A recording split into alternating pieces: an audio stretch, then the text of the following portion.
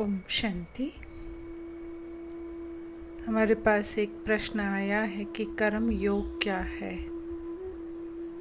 जैसे हम सब जानते हैं कि ये कर्म साकार दुनिया कर्म क्षेत्र है, तो यहाँ पर कर्म क्षेत्र है, कर्म फल है, कर्म भोग है, कर्म बंधन है, कर्म संबंध है।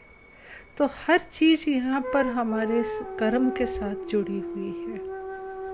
और बाबा कहता है कि जब तुम देह में हो तो देह में रहना अर्थात आत्मा को कर्म तो करना ही है। हम कर्म के बिना नहीं रह सकते हैं। बाबा ने कहा कि जहाँ तक आप श्वास भी लेते हैं, संकल्प भी करते हैं, तो वह भी कर्म है। तो योग भी एक्चुअल में एक कर्म ही है। योग में बैठना कोई हम कर्म से मुक्त नहीं हो रहे हैं, ये भी हम कर्म ही कर रहे हैं। तो योग अपने में ही एक कर्म है। लेकिन जहाँ तक हम अपने लौकिक कर्म या अलौकिक सेवा के कर्म, जिसको हम स्थूल कार्य कहते हैं, तो वो कर्म करते हुए हम योग में कैसे रहें। अब उसमें बाबा ने योग क्या बताया है। योग क्या है? योग है कि अपने को आत्मा समझकर बाबा को याद करना। अब जब हम कर्म करते हैं तो कर्म करते हुए भी हम याद तो कुछ ना कुछ करते हैं, मन कहीं ना कहीं तो जाता है। तो कर्म करते हुए ऐसी क्या युक्ति रचे जो बाबा हमको याद रहे। तो वो जैसे बाबा ने एक युक्ति बताई हुई है हमें, कि पहली युक्ति है कि बाबा ने जो बताई है कि अपने को सदा ट्रस्टी समझो, गृहस्थी नहीं समझो कि मैं ट्रस्टी हूँ। यहाँ तक कि आप लौकिक व्यवहार में भी जाते हैं या लौकिक ऑफिस में भी काम करते हैं, वहाँ पर प्रेशर होते हैं, मैं मानती हूँ। लेकिन फिर भी वहाँ पर भी प्रेशर का इफेक्ट तब आता है जब हम उसको अपनी जिम्मेवारी समझते हैं।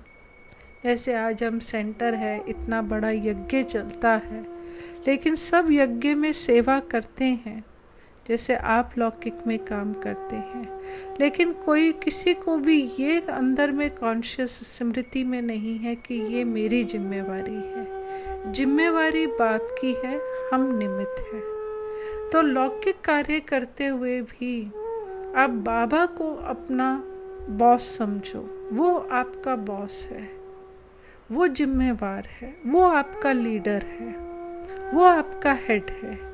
मैं निमित्त हूँ ना। तो जिम्मेवारी जितनी हम बाबा के ऊपर, बाबा कहता भी है कि सर्व बोझ मुझे दे दो, तो कर्म का भी बोझ जब हम अपने सर उठाते हैं तो हम भारी होते हैं। तो कर्म योग माना कि कर्म करते हुए उससे क्या होगा कि नेचुरल बाबा की याद रहेगी, क्योंकि हमारे जिम्मेवारी जिसकी होती है तो नेचुरल बुद्धि उसकी तरफ जाती है।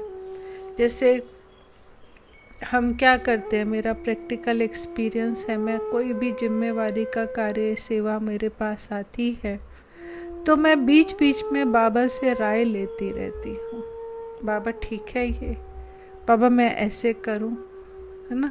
तो ये कर्म योग है कि जब बाबा जिम्मेवार है तो जो जिम्मेवार है उससे राय तो लेंगे ना। मैं तो निमित्त हूँ, जिम्मेवार बाबा है। तो ये जैसे हम एक ट्रस्टी की, निमित्त की, करण करावनहार बाबा है, ये जितना हम स्मृति में रखते हैं तो हमारा कर्म योग में परिवर्तित हो जाता है। और बाबा कहता है कि कर्म योग जो है, जिस कर्म में बाबा साथ है उसमें सफलता तो हुई पड़ी है, होनी नहीं है। बाबा कहता है विजय तो तुम्हारी निश्चित है। तो ये जैसे अंदर में ये भी स्मृति में रखें कि तो आपको तनाव कम होगा कि विजय तो हमारी निश्चित है, क्योंकि बाबा मेरे साथ है। इसलिए बाबा कहता है कि 2 शब्द सदा कर्म करते हुए याद रखो, साथी और साक्षी। मेरा साथी कौन है और साक्षी होकर के कर्म करो, तो उसको कर्म योग कहा जाता है। तो इस तरह से बाबा हमको भिन्न भिन्न युक्तियाँ बताता है कि जिससे हमें सदा बाबा की कर्म करते हुए भी याद बनी रहे। बाबा कहता है हथ काटे दिल यादे, हाथों से काम करो, दिल से बाबा को याद करो। और दूसरा, जैसे आज तो बहुत युक्तियां हैं, जैसे ट्रैफिक कंट्रोल है, 1 घंटे बाद जैसे डॉक्टर्स भी कहते हैं बॉडी को भी स्ट्रेच करो, और 1 मिनट की जो बाबा ने ड्रिल बताई है वो करें, तो उससे भी बाबा की याद बनी रहेगी और आत्मा को शक्ति भी मिलेगी।